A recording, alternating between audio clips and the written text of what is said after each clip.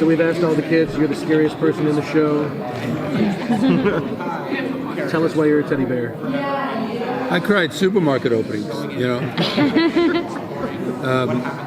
I just, you know, I love the writing, and I jumped on this whole game because they said they were going to evolve the characters. And to me, it's really interesting, you know. And I played many heavies over the years, and my most enjoyable roles, oddly enough, were, I love Westerns, but even when I played in a Western where the character wasn't all bad, it was most exciting. It was flawed. I remember doing The Gambler with Kenny Rogers, and it was the last installment. It was like a 4-hour deal, and I played Blackjack Ketchum. Blackjack Ketchum is a really badass of the Wild Bunch. And when he was hung in 1902, his neck tore away from his torso. They misweighted the gallows. But he was a lot of fun to play. And same thing goes for really, you know, when I did Cagney and Lacey or I did my own series, they were kind of fun characters, but they were good guys. For me, you do a character who's venomous, and you give him a sense of humor. John Kreese didn't have that in the movies. I was told never to. John Avildsen would come to me and say, "I don't want a Marty Cove twinkle. I don't want to, you know, I don't want to smile. I want death." And he really said that. So everything was quite stoic. Everything was kind of rigid. I liked it better when my students won, but he didn't vacillate too much between, you know, his expressions. But in this game, they've written me all over, and it's really fun. And they promised they would do that when I said, okay, I'll play. Come in episode 10. Can I come in episode 6? No. Got to come in episode 10. And you're going to set up season 2, season 3, you'll be a regular, blah, blah. So I went along, and he'll always be back. That character, even in my personality, comes up sometimes. John Kreese, you can't, you know, he's there. And you can't, it's not that he's a pleasant person. It comes up in very difficult times when I feel violated as Martin Kove. When I feel violated, that character does come up. It comes up usually right here. And you stare down someone. It's come up in the most bizarre places. When I want to go to an ice cream shop and they're closed, I stare at the goddamn glass. And I want to, like, you know, when you want ice cream and you can't have it, you know? I stare at the glass or the guy inside cleaning up, and I say, Keno. You know, it's just, and it comes up, you know. But what can you do? When Kreese finally sees Daniel LaRusso again, is Daniel still scared of him? Even though Daniel is an adult now, is this still a frightening figure from his past coming back to haunt him? He has a scene in season 2. He has a scene with his wife, and they talk about my character. He says, he has a great line that they wrote. He says, and now Kreese is there, and he's faked his death twice. So, give you an idea. I can't really give you too much, but there's an apprehension there, because I don't think Ralph, as Daniel, will ever know what Kreese is up to, because most of the people don't, because he's a very unforgettable character in the fact that he's a very loose cannon and got into this game because of what happened in Vietnam, and has a level of this much forgiveness, and we don't really know what he's going to do. And the more we learn about, which they're going to do in season 3, if we have a season 3, they'll discuss Vietnam.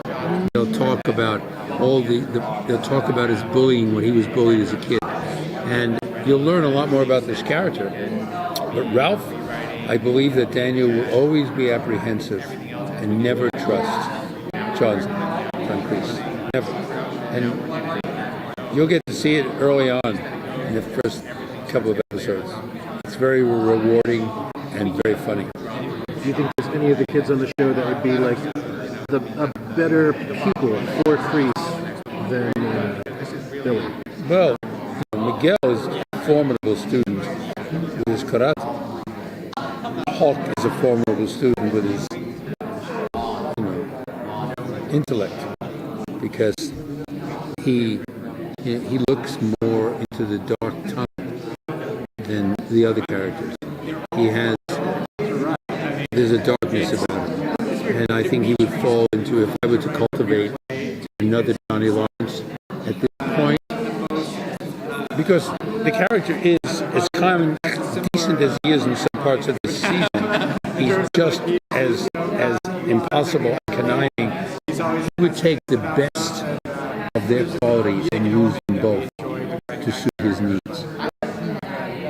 If he needed to be triumphant, he would, because he comes from a place where the students aren't allowed to lose. And he would utilize these characters to the best of his ability, to the best of the dojo's ability, to the best of the integrity of Cobra Kai. Because that's the most important thing to this guy, is his interpretation of this thing called Cobra Kai that he created. I can't tell you how. I even figured it out. But they thought they had a better reason than I, but I have a better reason. But it happened in Vietnam.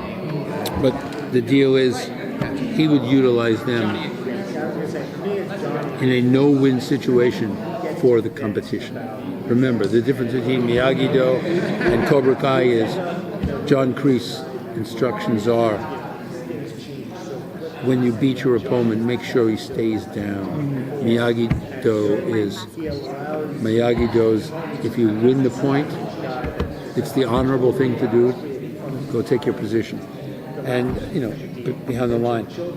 And that's just how John Kreese was brought up. And there's a charm to it. There's a viciousness to it. It's kind of interesting to go back and forth. So how does it, with the character Pat Morita, and how it ended in the second film, do we see a replay or a touchback where your character kind of reminds about those incidents? Yes. The genius of what these writers do as producers is they go back and take footage from the scenes you remember, but different angles that weren't used in the movies, so they're outtakes. So they'll go in, and you swear you've seen that scene, but it's a different take of the struggling, the breaking of the trophy, whatever it is, and they'll use that as a flashback to handle certain things. And this season they do it a lot more than last season. And this season there's a lot of fighting. So they intercut a lot of moments. But what you're seeing is not the movie, so it doesn't feel like we're building or using the movie to make the series better. We're not.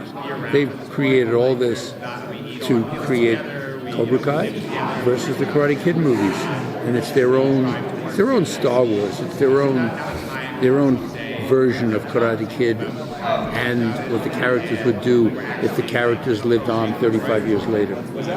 So yes, they do, but they're not just taking it from the picture. They go into the archives in Colombia and research it, which is amazing to me. Mm-hmm. Do you think Kreese ever ran into Miyagi again? In this season, you'll learn that he didn't. He would have liked to, but as he tells Ralph, my condolences. And he doesn't have any lost love for Miyagi. But it's really Miyagi-Do that needs to be snuffed out. There's only one game in town. Thank you so much.